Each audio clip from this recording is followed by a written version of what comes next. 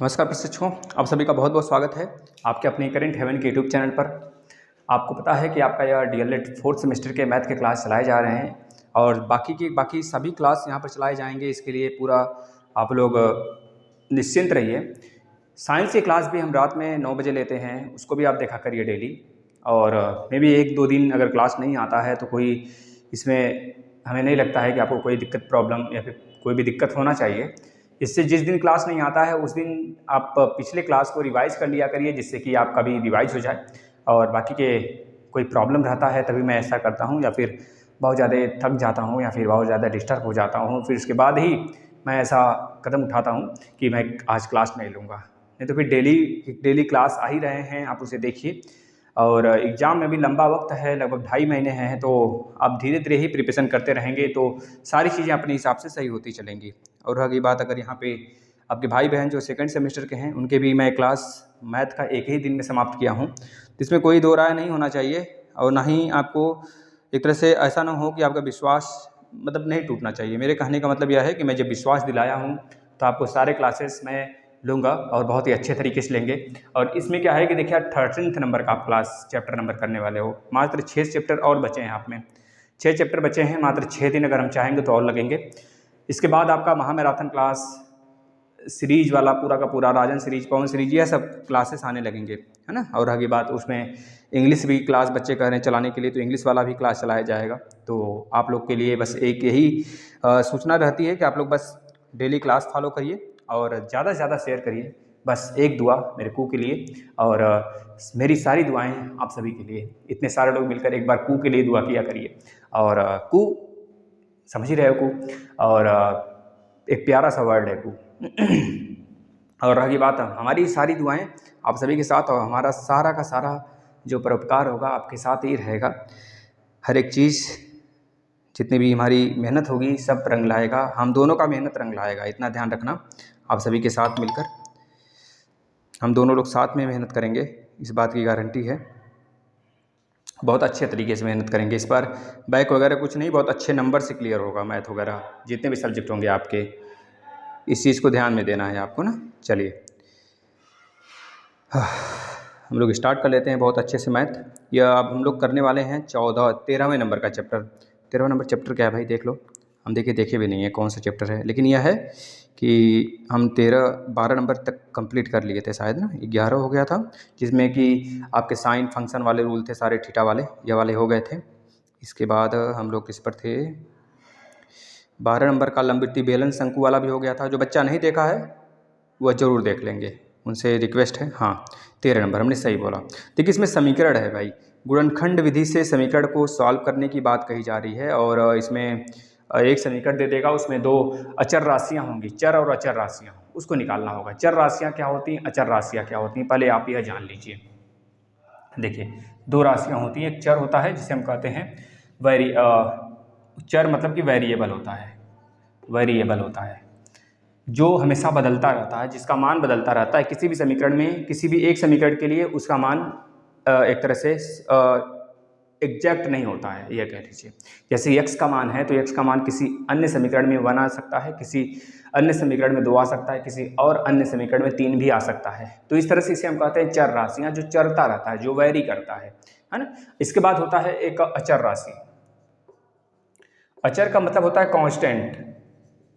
Constant value हमेशा आपको पता है कि फिक्स होती है। जैसे कि बात करें हम, कोई डिस्टेंस हो, डिस्टेंस अगर फिक्स है तो कांस्टेंट हो गया। हमारे और घर के, आपके घर की दूरी फिक्स है तो कांस्टेंट है। अब ऐसा तो नहीं है आप अपना घर घसका कर दूर कर लेंगे, हमारा घर थोड़ा सा और पास में आ जाएगा, तो ऐसा कुछ नहीं होने वाला है। जो चीज़ें हैं कांस्टेंट हैं, फिक्स हैं, इतनी दूर ही रहने वाला है।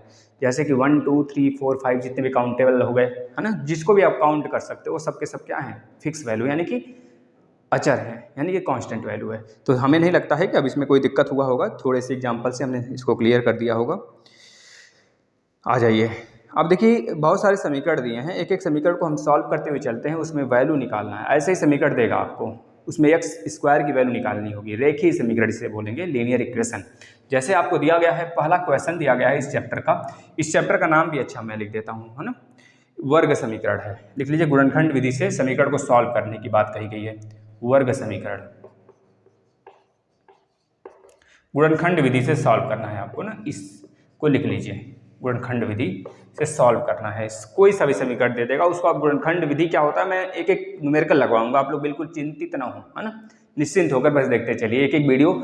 यह भी हम दावा करते हैं आपसे, जितना इस बोर्ड पे छपेगा ना वो आपके एग्जाम में भी छपेगा, इससे बाहर तो नहीं आने वाला। वैसा तो नहीं होगा कि हमने जितना न्यूमेरिकल करा दिया सब के सब आ जाएंगे, नहीं, हमने 10 कराया एक टॉपिक से तो हो सकता है उस टॉपिक से एक क्वेश्चन आ जाए, निश्चित आएगा, इसकी मैं पूरी गारंटी लेता हूँ। अभी तक जितना मैंने पढ़ा दिया ना, और जितने आगे 3-4 चैप्टर और बचे हैं, बस बेसब्री से और मस्त तरीके से मन लगा के पढ़ लो। आपके UP TET, C TET, super TET में 20 नंबर के पूरे यहाँ से फंसने वाले हैं भाई, बस आप पढ़ते चलिए। देखिए x स्क्वायर बराबर 9 है, x स्क्वायर बराबर 9 है तो आपको पता होना चाहिए, जब x बराबर 9 है, x स्क्वायर बराबर 9 है तो आपको पता होना चाहिए, अगर दोनों तरफ हम रूट ले लें, स्क्वायर रूट ले लें, दोनों तरफ स्क्वायर रूट हम ले लें तो इधर x स्क्वायर इधर आ जाएगा और इधर भी रूट ले लेंगे, दोनों तरफ हमने रूट ले लिया। जब दोनों तरफ रूट लिया तो आपको पता होना चाहिए भाई यह वैल्यू बाहर आएगा x हो जाएगा और यह वाला बाहर आएगा तो प्लस माइनस का 3 होगा, यानी कि x की वैल्यू कितनी आ जाएगी, 3 आ जाएगा। यह पहला क्वेश्चन था। दूसरे क्वेश्चन की तरफ चलते हैं, हम सारे क्वेश्चन लिखते हैं, आप लोग सॉल्व करते चलिए। 9x square equal to 16। अगला प्रश्न है जो 3rd नंबर का प्रश्न है, क्या है, x स्क्वायर प्लस में 5x plus 6 is equal to 0। इसमें x की वैल्यू फाइंड करनी है आपको। नेक्स्ट प्रश्न है 3x स्क्वायर प्लस में 10x प्लस में 8 इज इक्वल टू 0। इसमें भी आप x फाइंड करिए, ठीक है ना भाई। अगला क्वेश्चन देखिएगा, 2x स्क्वायर प्लस में 5x माइनस में 7, इसमें भी x की वैल्यू आप फाइंड करेंगे, फटाफट फाइंड करेंगे x की वैल्यू, और इसमें हमें मान बताएंगे। आप सभी फाइंड करिए और हमें मान बताने का प्रयास करिए, प्रयास कभी गलत नहीं होगा, है ना, मतलब कि कभी हारोगे नहीं आप। प्रयास अगर करते रहे तो निश्चित है आपके कदम चूमेगी, है ना, मतलब कि सक्सेस, समझ रहे हो ना भाई। तो ये चीज़ें हैं, हार नहीं मानना है किसी चीज़ को, जो चीज़ आपका है वो आपके लिए बना है, आपको मिल के रहेगा। बस जितने शिद्दत से आप उसे चाहते हो उतनी शिद्दत से वो भी आपको चाहे, दोनों तरफ से होता है साहब, है ना। तो यह हमेशा निरंतर चलने वाली प्रक्रियाएं हैं, पढ़ाएंगे CDP में, ठीक है भाई। चलिए इन सबको आप सॉल्व करते चलिए, तब तक हम और प्रश्न लिख देते हैं। x स्क्वायर बराबर 16, चल करते चलिए, बहुत ही छोटे छोटे प्रश्न हैं, हम लिख देते हैं x स्क्वायर बराबर 16। या आपको सॉल्व करना है, ये प्रश्न हो सकता है आपके एग्जाम में भी आ जाएं, काफ़ी छोटे छोटे प्रश्न हैं, 1-2 नंबर वाले आ सकते हैं ऐसे ना, वैसे तो बहुत आसान है, आप इसको चुटकी में निकाल कर पटक सकते हैं। चलिए आगे और प्रश्न की तरफ बढ़ते हैं। देखिए एक हम थ्योरेटिकल प्रश्न देते हैं आपको। एक वर्ग का क्षेत्रफल 64 वर्ग सेंटीमीटर है। एक वर्ग का क्षेत्रफल 64 वर्ग सेंटीमीटर स्क्वायर है। उसकी भुजा ज्ञात करिए, बताइए। ऐसे प्रश्न बहुत ही आएंगे आपके नॉर्मली, भुजा ज्ञात करें तो जनरली हमको लगता है कि ऐसे प्रश्न छोड़ने वाले बच्चे फेल ही होते होंगे, है ना। ज्ञात करें, भुजा ज्ञात करें। देखिए 9x स्क्वायर इक्वल टू 16, इस वाले को सॉल्व करते हैं। 9x स्क्वायर इक्वल टू 16 है तो x स्क्वायर इक्वल टू क्या होगा, 16/9 हो जाएगा कि नहीं हो जाएगा। अब दोनों तरफ रूट लेने की बात हमने कही है तो दोनों तरफ रूट ले लीजिए आप, दोनों तरफ रूट ले लेंगे तो 16/9, इधर भी रूट आ जाएगा। अब जब रूट हटेगा तो इधर 4 चौके 16 तो 4 बचेगा और यहाँ पे 3 त्रिका 9 यानी कि 3 बचेगा, ऊपर 4 और नीचे 3, और इधर भी x गुणे x यानी x की वैल्यू कितनी आ जाएगी, 4/3। बताओ बात क्लियर भाई। 16/9 को जब तोड़ेंगे आप तो 4 गुणे 4 आएगा और नीचे 3 गुणे 3 आ जाएगा, इसमें से एक 3, इसमें से एक 4, जब बाहर निकलेगा तो 4/3 हो जाएगा। बताइए बाहर आएगा ना। ऐसे ही प्रश्न हम अगला सॉल्व कर लेते हैं। नेक्स्ट प्रश्न को सॉल्व करते हैं, करते चलिए। अगर आपने कर लिया है तो बहुत अच्छी बात है, क्योंकि ऐसे नॉर्मल से प्रश्न हमेशा आते रहते हैं आपके एग्जाम में। x स्क्वायर प्लस में 5x, बस एक चीज़ को ध्यान में रखना है आपको, जब कोई न्यूमेरिकल आप सॉल्व करते हैं या फिर करती हैं तो आप जो इक्वेशन सॉल्व करते हो, जैसे नॉर्मल सा प्रश्न है, कोई भी प्रश्न आ गया, यही प्रश्न आ गया तो आपको बहुत अच्छे से आता है, तो आप उसमें हड़बड़ाने का प्रयास ना करें ना, क्योंकि आपसे त्रुटियां कब होती हैं, जब आपको प्रश्न आता हुआ होता है और आप बस हड़बड़ा जाते हो। तो उसके हमारे साथ भी होता है, आज भी होता है, हमेशा होता है, हर वक्त होता है, तभी जाके सफलताएं हाथ लगते लगते निकल जाती हैं, रह जाते हैं, थोड़े थोड़े से रह जाते हैं। तो खैर हम प्रयासरत्न हैं अभी, और आप लोग को भी प्रयासरत्न रहना पड़ेगा, क्योंकि मुश्किलें आसानी से नहीं जाने वाली हैं। उनको भी लगता है कि हमसे कोई टकराने वाला कोई बब्बर शेर मिल जाए, तो वो बब्बर शेर बनिए ना। फिर 1000 मुश्किलों से लेकर एक मुश्किल आएगा तो 1000 मुश्किलें जब आपके साथ रहेंगी ना, तो उस मुश्किल को तो पटक ही देंगे भाई। इस तरह से काम करो, क्योंकि मुश्किलें ही हैं जो जीवन भर साथ देती हैं। सुख तो आकर चला जाता है ना। इस तरह से चलते हैं।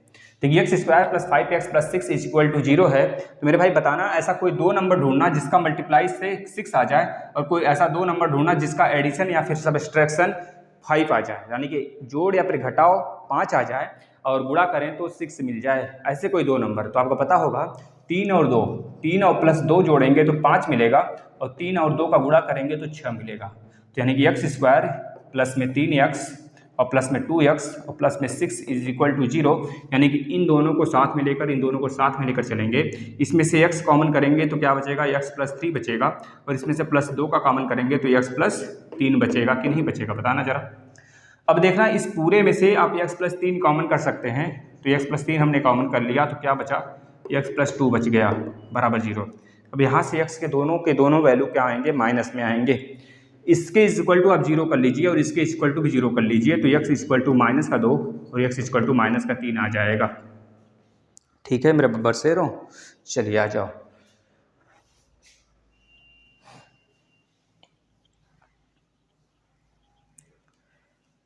सिर्फ एक दुआ के बदले आप सारी खुशी ले चलो मेरी, बस एक दुआ करते रहना। जोया है ना, यह हमेशा खुश रहे। इसके बाद सारी खुशियाँ, सारी मेहनत हम लुटा देंगे ऐसे ही, पूरा का पूरा हर चीज़ें आपके पास में सेंड करता रहूँगा। जैसे फ्री क्लासेस है ना, हर सब्जेक्ट के फ्री क्लासेस आएंगे मस्त तरीके से। अब देखिए इस प्रश्न को हमने सॉल्व कर लिया, तो हटाओ इसको, आ जाओ इस पर। 3x स्क्वायर प्लस में 10x प्लस में 8 इज इक्वल टू 0। चलिए सॉल्व करते हैं। देखिए अब इसमें दो नंबर आपको ऐसे ढूंढने हैं जिसका मल्टीप्लाई 24 आ जाए और जिसका एडिशन 10 आ जाए। 24 क्यों, क्योंकि यहाँ पर वाला जो होता है और यहाँ वाला जो होता है उन दोनों का मल्टीप्लाई कर लेते हैं, 24 हो गया, और इस वाले को हम एडिशन और सब्सट्रैक्शन के माध्यम से निकालते हैं। तो कोई ऐसा दो नंबर बताइए जिसका एडिशन करें तो आ जाए 24 और जोड़े घटाएं तो आ जाए 10। तो 6 और 4 आधे, या पता चला कि नहीं, 6x प्लस 4x ऐड करेंगे तो 10x आ जाएगा, और गुणा करेंगे तो 24 मिलेगा। तो इस दोनों में से आप 3x कॉमन कर लीजिए, तो क्या बचेगा, x प्लस 2, और इन दोनों में से आप 4 कॉमन कर लीजिए। जैसे 4 कॉमन करेंगे तो x प्लस 2 इधर भी बचेगा, तो आ जाएगा 3x प्लस 4 और x प्लस 2। तो x की वैल्यू दोनों में निकाल लीजिए। एक में x की वैल्यू आएगा -4/3 और एक में x की वैल्यू आएगा -2। यह दोनों आपके x की वैल्यू हो जाएंगे। बताओ ये वाला पर एक प्रश्न सॉल्व हुआ। अगले प्रश्न पे आ जाते हैं, इस वाले पर। 2x स्क्वायर प्लस में 5x माइनस में 7 इज इक्वल टू 0। इसको भी सॉल्व करिए। 7 दूनी 14, a और c को लेते हैं, यह रैखिक समीकरण होते हैं जिसमें a और c के माध्यम से हम लोग लगाते हैं ABC। तो b वाला तो 5 दिया है और यह वाला 14 दिया है, यानी कि देख रहे हैं 7 और 2, 7 दूना 14, मतलब गुणा करने पे तो 14 आना चाहिए और जोड़ने घटाने पर 5 आना चाहिए। इस चीज़ को ध्यान में रखना है। तो 7 दूनी 14, यानी कि जोड़ने घटाने गुणा करने पर 14 और जोड़ने या घटाने पर 5 आने चाहिए। चलिए, तो 7 और 2, आपको पता है कि दो ऐसी वैल्यू हमको नजर आ रही हैं, -7 और प्लस का 2, -7, क्योंकि यहाँ पे माइनस है तो -14 हमको लेके आना है। -7 इंटू प्लस का 2 करेंगे तो आएगा -14। जब -14 आएगा तो यहाँ पर माइनस तो आएगा ना, गुणा ऐसे करने हैं, ऐसे दो वैल्यू लेने हैं जो कि -14 दे, तो -7 और प्लस का 2 करेंगे तो -5 आ जाएगा। इस तरह से काम नहीं बनेगा, यानी कि हमको लाना है प्लस में 5, तो -7 नहीं, अब इस बार -2 लीजिए। क्या लेंगे आप, जैसे देखिए 7 का प्लस लेंगे, -2 लेंगे तो कितना आएगा, +5 आ जाएगा। लेकिन 7 गुणे -2 करेंगे तो -14 भी हमें मिलेगा। तो इस तरह से आप ले लेंगे दो वैल्यू, कौन कौन सा, 2x स्क्वायर, एक मिनट यार, 2x स्क्वायर माइनस में 7x, प्लस में 7x, प्लस में 7x -2x और -7 इज इक्वल टू 0। तो इसमें से आप कॉमन कर लेंगे x, तो क्या बचेगा, 2x प्लस में 7, और इसमें से 1 कॉमन कर लेंगे, -1, तो बचेगा 2x प्लस में 7। Equal to 0। इस पूरे में से 2x + 7 कॉमन कर लेंगे, 2x + 7 बच जाएगा x और माइनस का 1, x - 1 बराबर 0। अब यहाँ से दो वैल्यू आपके सामने आ गया, कौन कौन सा? इन दोनों में देख रहे हैं x की वैल्यू -7/2 और इन दोनों में देख रहे हैं x बराबर 1। तो दो वैल्यू आपके सामने है कि नहीं है? तो इस तरह से हमने सब सॉल्व कर लिया। इसमें आ जाइए, यह देखिए x² बराबर 16 है तो x बराबर 4 आ जाएगा, x² बराबर 18 है तो 9 दूनी 18 भाई, तो x की वैल्यू कितनी आ जाएगी? 3√2। पेट में हल्का हल्का सा दर्द हो रहा है, पता नहीं क्या हो रहा है, कुछ खाया भी नहीं है फिर भी हो जाता है यार प्रॉब्लम। तो अब तो लाइफ का एक पार्ट है, झेलते चलना है खुशी खुशी से। चलो आ जाओ।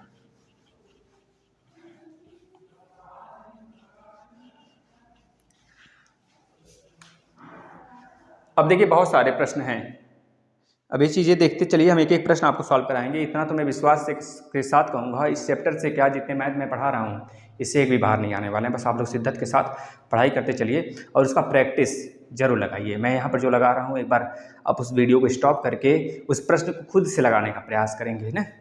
चलिए जी, इसको लगाइएगा। एक वर्ग का क्षेत्रफल कितना है? 64 सेंटीमीटर स्क्वायर है। किसी एक वर्ग का जो क्षेत्रफल है 64। आपको पता है कोई भी वर्ग अगर होता है तो उसके दोनों भुजाएं बराबर होती हैं, मतलब चारों भुजाएं आमने सामने की हर भुजा बराबर ही होती है। तो उसका जब हम एरिया निकालते हैं तो भुजा गुणे भुजा करते हैं, यानी कि भुजा का स्क्वायर करते हैं। तो एरिया क्या निकल के आता है? भुजा का स्क्वायर, भुजा का स्क्वायर ये एरिया होता है। अभी इसी की वैल्यू दिया हुआ है 64, तो एक भुजा यानी कि भुजा की वैल्यू कितनी हो जाएगी? रूट में 64। अभी रूट में 64 का मतलब होता है 8 × 8 का मतलब होता है 8 आपका वैल्यू आ जाएगा। चलिएगा, हे माँ,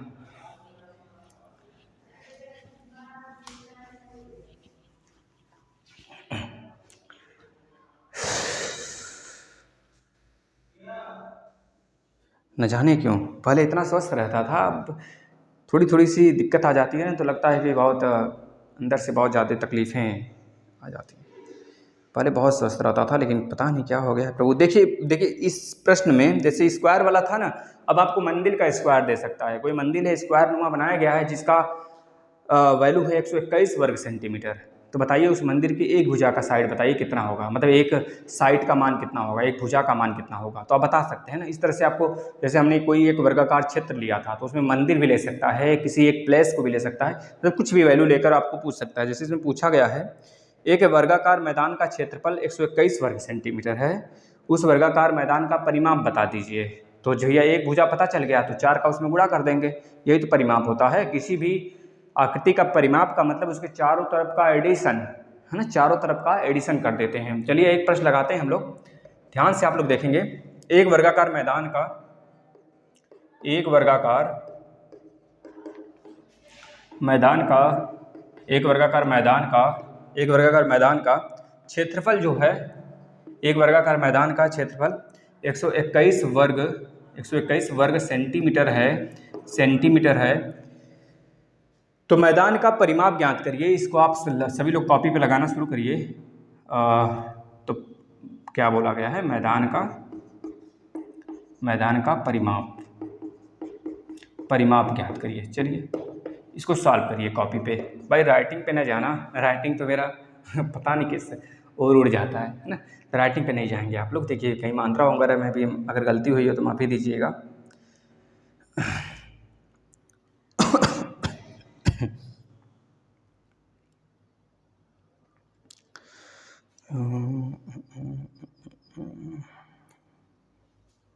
चलिएगा अपने से लगाने का प्रयास करेंगे आप लोग। लगाइए इसको, अपने से लगाइए।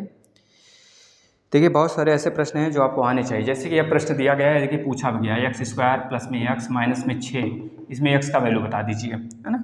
एक प्रश्न दिया गया है यहाँ पर, और दिया गया है प्रश्न दिया गया है x² प्लस में 7x और प्लस में 10, इसमें x की वैल्यू बता दीजिए। देखिए यह प्रश्न गुणनखंड हम लोग पढ़ रहे हैं, या हम लोग दो चर राशियों का गुणनखंड पढ़ रहे हैं और गुणनखंड विधि से निकालना है। वो गुणनखंड विधि मतलब कि फैक्टराइजेशन मेथड, इसे फैक्टराइजेशन मेथड ही कह लेते हैं। मतलब कि इस तरह से आपको x की वैल्यू फाइंड करनी है। यह आपके एग्जाम में 2 तो निश्चित है, इस चैप्टर से 2 क्वेश्चन निश्चित रहेगा। एक हो सकता है MCQ में पूछ ले और एक आपका लॉन्ग या फिर शॉर्ट में पूछ ले, हो सकता है शॉर्ट और लॉन्ग दोनों में पूछ ले, और प्लस एक MCQ में 3 क्वेश्चन मैक्सिमम बनेंगे, नहीं तो फिर 2 क्वेश्चन तो बनने ही बनने वाले हैं। इस चीज़ को दिमाग में रखकर अब इसको सॉल्व करेंगे। अगला प्रश्न ले लीजिए, जितना प्रैक्टिस करवा सकते हैं हम उतना करवाएंगे, बस आप लोग भी साथ निभाना मेरे भाई।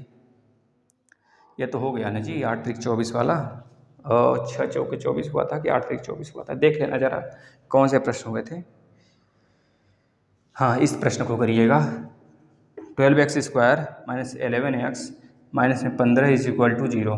भाई देखिए प्रश्न, अब यह बहुत सारे बच्चे कहते हैं सर पढ़ाने को तो कोई भी पढ़ा लेता है सर, वहाँ पे बैठने के बाद हिम्मत हिल जाती है। भाई मैं भी मानता हूँ, क्योंकि पढ़ाना होता है तो शांति दिमाग से, इस तरह से मतलब कि बिल्कुल खुला दिमाग, और हो सकता है आदमी पढ़ कर भी आकर आपको पढ़ा रहा हो, और एग्जाम में बैठने का मतलब होता है कि एक प्रेशर दिमाग में बन जाता है, कितना से बड़ा विद्वान हो गलती कर ही जाता है, ठीक है ना।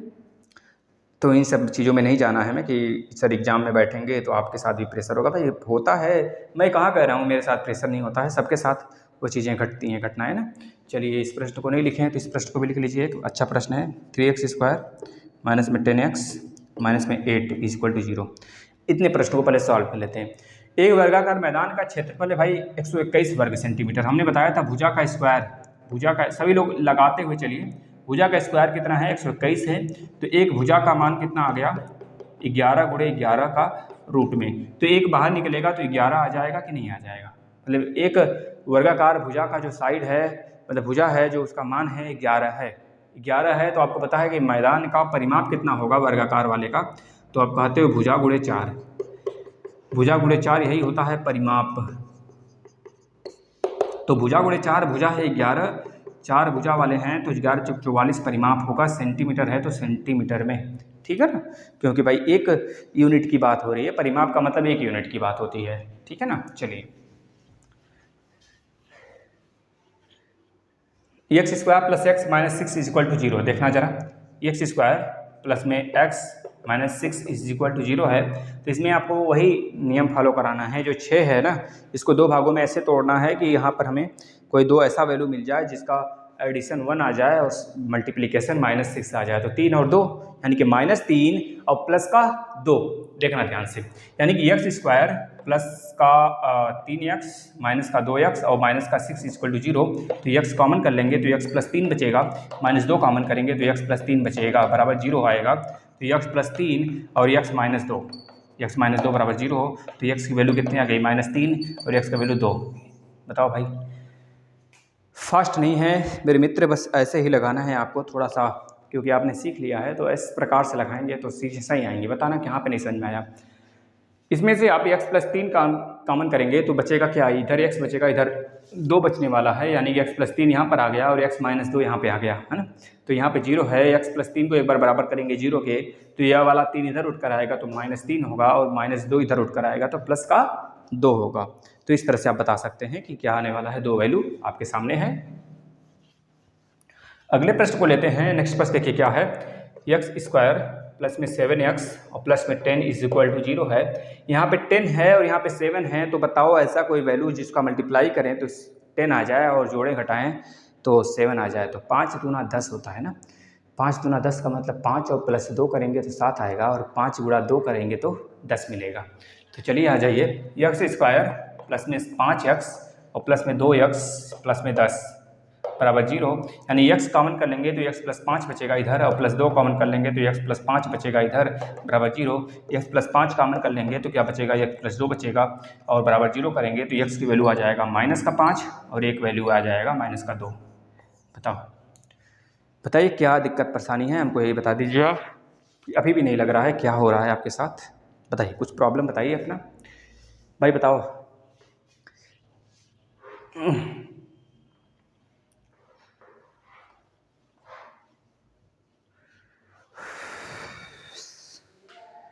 चलिए 12x² माइनस 11x माइनस का 15, यानी कि 12x² माइनस में 11x माइनस में 15।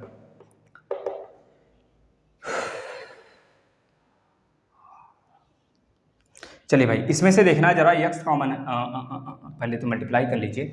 12 और 15 इस बार थोड़ा सा विकट स्थिति है, थोड़े बड़े अंक हैं, तो 15 और 12 का जब आप मल्टीप्लाई करते हैं तो मल्टीप्लाई ना कर लीजिए, बस ऐसे ही छोड़ दीजिए 15 और 12 को। अब आपको 15 और 12 को दो ऐसे भागों में ब्रेक करना है कि 11 ऐसा कोई वैल्यू आ जाए जिसका एडिशन और सब्ट्रैक्शन हमें माइनस का 11 मिले। ठीक है ना, देखिए 15 और 12 इसको तोड़ेंगे तो 5 और 3 में टूटेगा, 15 को इसको तोड़ेंगे 4 और 3 में टूटेगा ना।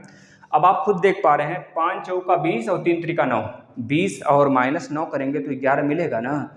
बताइए भाई 11 मिलेगा, लेकिन हमको चाहिए माइनस का 11 और माइनस का गुणनफल भी चाहिए। तो हम क्या कर सकते हैं, बड़े वाले को माइनस में लिख लेंगे और +9 को ऐसे लिख लेंगे। कितना आ जाएगा, माइनस का 11 आ जाएगा कि नहीं आ जाएगा। और माइनस का 20 गुणे प्लस का 9 कर लेंगे, गुणे में करेंगे तो 9 दूनी 18, बताओ 180 भी आ जाएगा माइनस में कि नहीं आ जाएगा। तो इस तरह से 15 और 12 का जब गुणा करेंगे तो 180 ही आएगा, और -12 और +9 करेंगे तो -11 आएगा, यानी कि दो वैल्यू हमें मिल गया।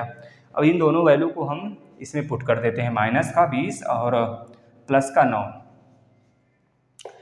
12x² माइनस का 20x और प्लस का 9x माइनस का 15 बराबर 0 है। अब इसमें आप देख पा रहे हैं मेरे भाई कि यह 12x² 20x में कॉमन है, जो चीज़ इसमें भी कॉमन होना चाहिए, यानी कि 4 × 20 और 4 × 3 12, यानी कि 4x कॉमन करेंगे तो इसमें क्या होना चाहिए, 4 × 3 12, 3x बचेगा और 4 × 20 तो -5 बचेगा, और प्लस यहाँ पर करेंगे प्लस का 3 कॉमन तो 3x बचेगा, माइनस का 5 बचेगा बराबर 0। अब ये 3x - 5 3x - 5 इस दोनों में है, तो 3x - 5 कॉमन कर लेंगे तो बचेगा 4x + 3 बचेगा बराबर 0 होगा। इस दोनों के बराबर 0 एक बार कर लीजिए, 3x - 5 बराबर 0 है और 4x + 3 बराबर भी 0 है। यहाँ से x की वैल्यू आ जाएगी 5/3, यहाँ से x की वैल्यू आ जाएगी -3/4। ठीक है ना, चलिएगा अगले प्रश्न पे चलते हैं। काफ़ी प्रश्न है, थोड़ा सा रफ्तार बढ़ाएं, थोड़ा सा स्पीड बढ़ाते हैं ना। अगला प्रश्न देखिएगा, 3x² माइनस में 10x माइनस में 8 बराबर 0। अब थोड़ा सा स्पीड बढ़ाते हैं। 8 × 24 है, आपको पता है कि हमने इसका प्रश्न पीछे ही किया है अभी, लेकिन माइनस प्लस का थोड़ा सा हेरा फेरी था। 8 × 24 यानी कि 6 × 4 = 24, 6 और 4 10 होता है, और माइनस गुणा करते हैं तो 24 आता है। लेकिन आपको पता है 12 का गुणा 2 में करते हैं तभी तो 24 होता है, और 12 में से 2 माइनस करते हैं तभी 10 आता है, यानी कि 12 और 2 के वाले के चलेंगे, क्योंकि 8 और 6 और 4 से काम नहीं बनने वाला। 6 4 तो 10 आ जाएंगे, लेकिन -6 - 4 करेंगे तो प्लस का 10 हमें मिलेगा, प्लस का वहाँ पे मल्टीप्लिकेशन आ जाएगा, प्लस का 24, लेकिन हमको लाना है माइनस का 24 मल्टीप्लाई करने पर। तो आपको एक काम कर लेना है, 3x² -12x इस बार कर लेना है और प्लस 2x कर लेना है, माइनस का 8 बराबर 0। देखिए -10x -12 और +2 का गुणा करेंगे तो -24 मिलेगा। 3x कॉमन कर लीजिए तो क्या बचेगा, x बचेगा, माइनस में 4 बचेगा, प्लस का 2 कॉमन कर लेंगे तो x -4 बच जाएगा।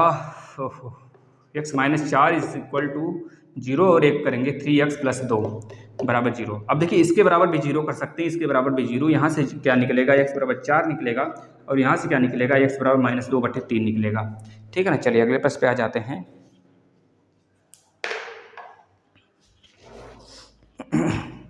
अगला प्रश्न देखते हैं, थोड़ा सा लाजवाब प्रश्न है क्या।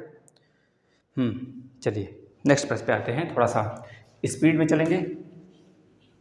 अब थ्योरेटिकल वाले प्रश्न देख लेते हैं। इतना तो आपने सॉल्व किया ना, प्रैक्टिस इतना बहुत है। देखिए बुक ले लीजिए, और नहीं तो बस जितना कराते हुए चल रहे हैं करते हुए चलिए। बस आप जिस दिन ना आती है वीडियो उस दिन भाई रिश्वत कुछ मतलब कि अपनी तरफ से कोई ऐसा बिहेव मत दिखाया करिए कि हमें लग जाए कि हमारे भाई बहन गुस्से में है। तो आप लोग गुस्से में क्यों हो जाते हो भाई। चलो आ जाओ। 2 क्रमागत संख्याओं का गुणनफल है, संख्या ज्ञात करिए। प्रश्न क्या दिया है, प्रश्न पटांग दिया है भाई। देखिए प्रश्न ये दिया है, मतलब कल रात से ना पता नहीं क्यों रात में नींद ही नहीं आती भाई, है ना, समझ रहा हूँ। इस वजह से दिन में और मतलब कि शाम होते होते बहुत जल्दी ही नींद आ जाती है। सब उटपटांग हो गया है जब से है ना, जब से के साथ थोड़ा सा दिक्कत हुआ है, और उसके बाद सब कुछ उल्टा पुल्टा होने लगा है। देखिए आ जाइए, 2 क्रमागत संख्याओं का गुणनफल आपको दिया है। दो क्रमागत संख्या क्या गलत हो रहा है यार। 2 क्रमागत संख्याओं का गुणनफल गुणनफल कितना दिया है, दो क्रमागत संख्याओं का गुणनफल 20 दिया हुआ है, तो वह संख्या पूछ रहा है आपसे, वह संख्या क्या होगा, वह संख्या बता दीजिए, फटाफट बताइए। ऐसे प्रश्न तो चुटकी में उड़ने चाहिए भाई। 52 को ऐसे दो भागों में बांटिए जिनका गुणनफल 651 हो। 52 को ऐसे दो भागों में बांटिए जिनका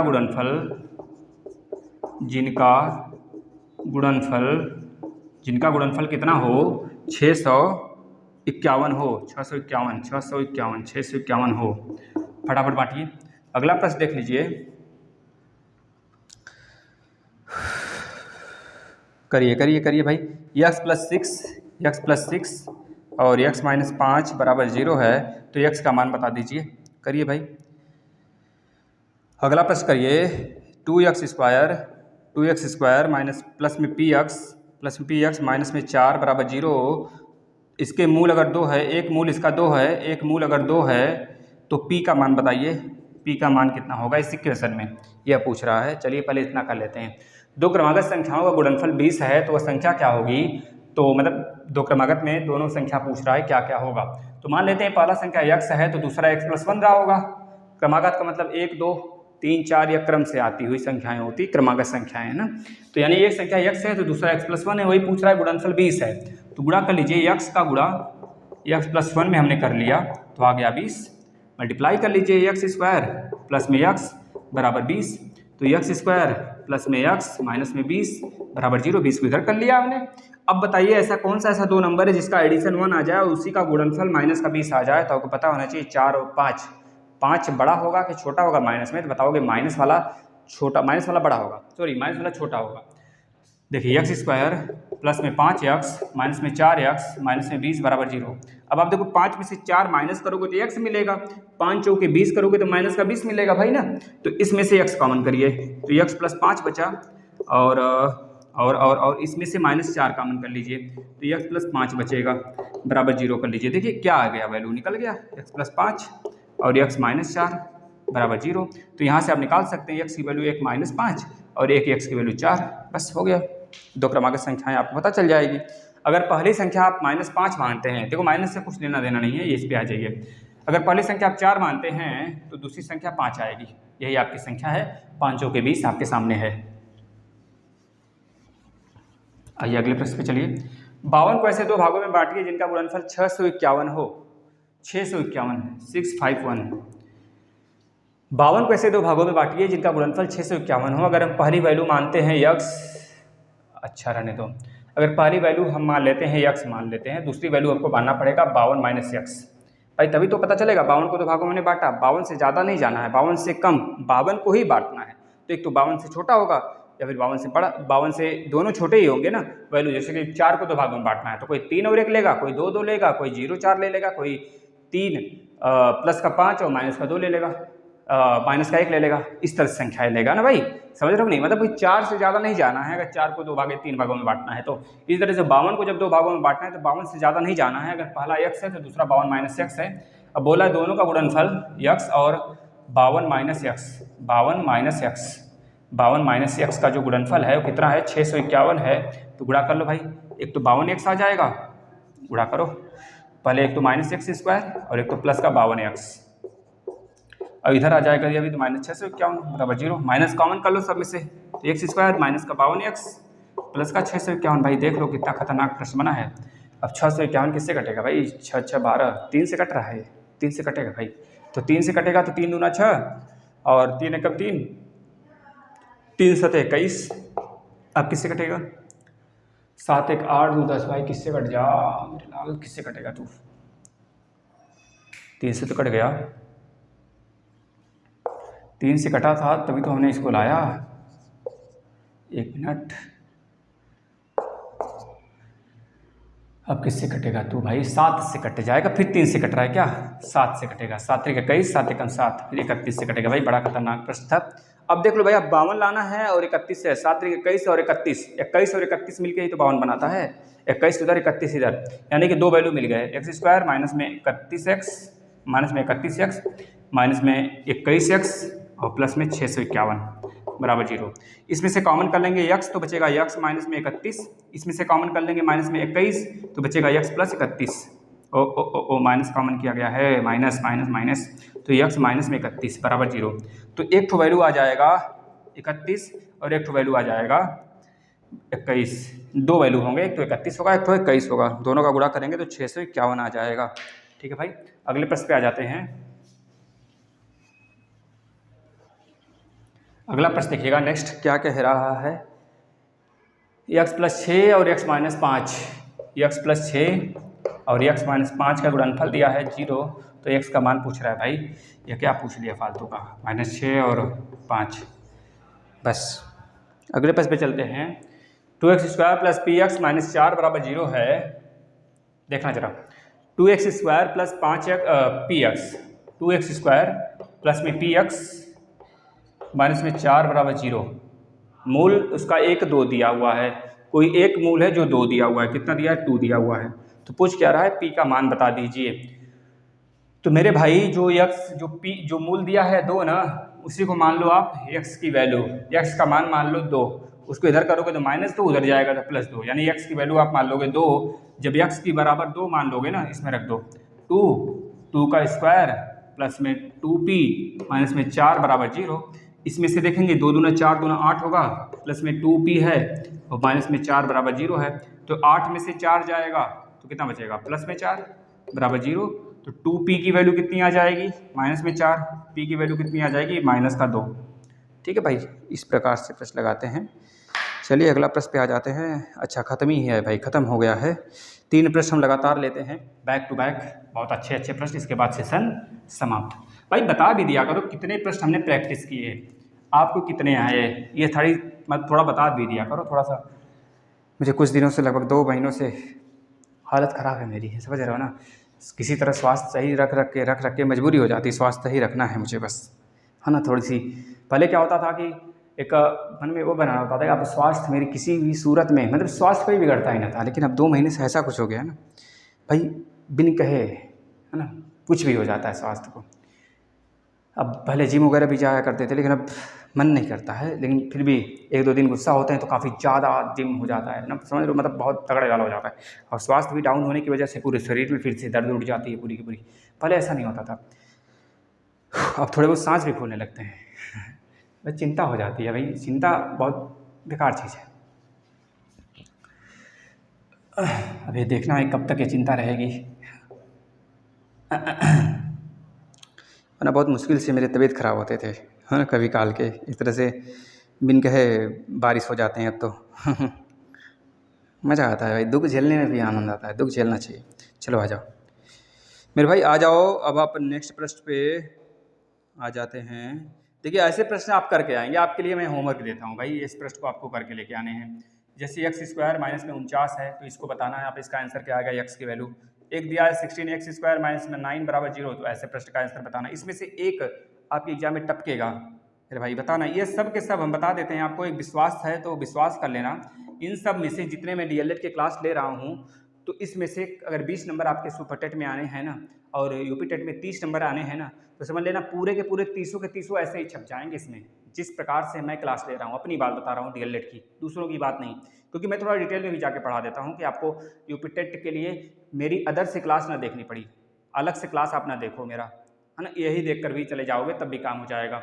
30 में 30 लेकर आओगे, मेरा वादा है। लेकिन आप पढ़ो तो सही से, अच्छे तरीके से, सारे फर्स्ट सेकेंड थर्ड फोर्थ सब पढ़ जाओ। जिस दिन यूपी टेट का क्लास हो, यूपी टेट का पेपर हो, उसके कुछ दिन पहले बहुत अच्छे मार्क्स आएंगे। इसको लगाना भाई, x अपान में a माइनस में a अपान में x बराबर 0। x का मान बता दीजिए फटाफट। इसको बताना भाई, 2x² माइनस में 18 बराबर 0, 4 अपान में 9, हाँ सही, x² बराबर 1। इसकी वैल्यू, x की वैल्यू बताना। इसके बाद बस इतना वैल्यू बता देना। अब हम आ जाते हैं कुछ और प्रश्न पे, 1-2 प्रश्न और दे दें, बताना जरा। इतना आपको सॉल्व करके ही आना है। अगले प्रश्न पे आ जाते हैं। देखिए ये प्रश्न बहुत आसान है, हमने कराया भी है इसको। एक वर्गाकार मैदान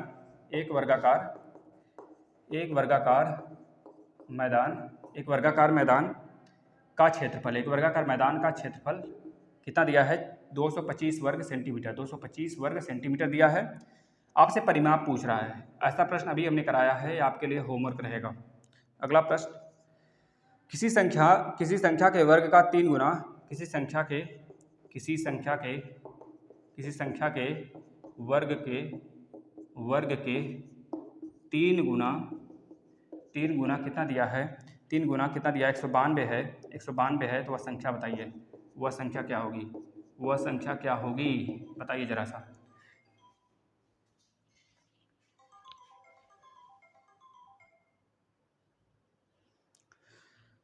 चलिए भाई अगला प्रश्न देख लेते हैं।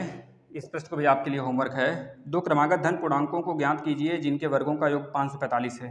दो क्रमागत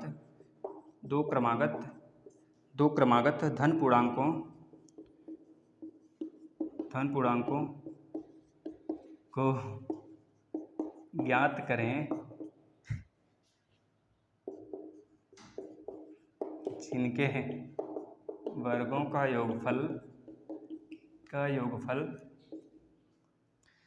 545 है। 545 है।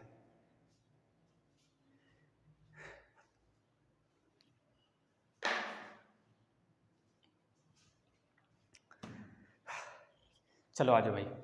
एक वर्गाकार मैदान का क्षेत्रफल इतना दिया गया है आपको, तो परिमाप बता दीजिए। किसी संख्या के वर्ग के 3 गुना का मान इतना दिया गया है तो वह संख्या बता दीजिए। दो क्रमागत धन पूर्णांकों को ज्ञात करें जिनका वर्गों का योगफल 545 है। बताओ इन दोनों को बता दें। इसको आप होमवर्क के लिए ले लीजिए। इन दोनों को देखिए, किसी संख्या के वर्ग का 3 गुना, किसी संख्या हम मान लेते हैं x के वर्ग का 3 गुना जो दिया गया है 192 दिया गया है। तो बस बताओ x की वैल्यू नहीं निकाल पाओगे, 3 है तो x स्क्वायर बराबर 192 बटे 3, 3 छक 18, 3 छक 18 और एक बचा 3 चौके 12, तो x स्क्वायर बराबर 64, तो x बराबर रूट में 64 बराबर रूट में 8 गुणे 8, तो एक कॉमन कर लोगे तो x की वैल्यू कितनी आ जाएगी? 8 आ जाएगी कि नहीं आ जाएगी? ठीक है। अगला प्रश्न, दो क्रमागत धन पूर्णांकों को ज्ञात करें जिनके वर्गों का योगफल 545 है। भाई इस प्रश्न को, ऐसे प्रश्न को बिना देखे भी सॉल्व किया जा सकता है। मतलब बिना देखे नहीं, मतलब कि मन में बिना पेन के उठाए, बिना देखे कैसे सॉल्व करोगे भाई? देखोगे तो सॉल्व करोगे, मतलब पेन बिना उठाए आप सॉल्व कर सकते हो। दो क्रमागत धन पूर्णांकों को ज्ञात करिए जिनके वर्गों का योगफल 545 है। जिनके वर्गों का योगफल, दो क्रमागत पूछ रहा है तो एक x मान लेते हैं, दूसरा मान लेते हैं x प्लस 1 का होल स्क्वायर, बोल रहा है 545 है। दो क्रमागत धन पूर्णांकों को ज्ञात करिए जिनके वर्गों का योगफल x स्क्वायर। अगला प्रश्न, अगला नंबर क्या होगा? x प्लस 1 का स्क्वायर बराबर 545। सॉल्व कर लीजिए। x square a plus b का होल स्क्वायर वाला फार्मूला प्लस का 1 प्लस 2x बराबर 545। अब देखिए x square plus x square 2x square, और यहाँ पे 2x है तो प्लस 2x, और यह प्लस 1 है तो उस 1 को उधर भेजेंगे तो 544 हो जाएगा। वो 544 फिर से इधर उठ कर आएगा तो माइनस का 544 बचेगा। बताना जरा, सही है? अब देखिए दो इसमें भी 2 कॉमन कर सकते हो तो आप इसको तोड़ ही लो। तो x स्क्वायर प्लस में x माइनस करके, मतलब कॉमन करके 0 से भाग करा दोगे, 0 हो जाएगा पूरी की पूरी वैल्यू। तो माइनस 2 दूनी 4, एक बचा 2 सत्ते 14, 2 दूनी 4 बराबर 0। अब 272 को ऐसे 2 भागों में तोड़ना भाई थोड़ा कठिन टास्क होगा, जिसका वैल्यू 1 लाना हो गुणा, मतलब जोड़ घटाने में। तो बताइए, बता दो भाई, 272 को तोड़ो ना, फिर भागना क्यों है?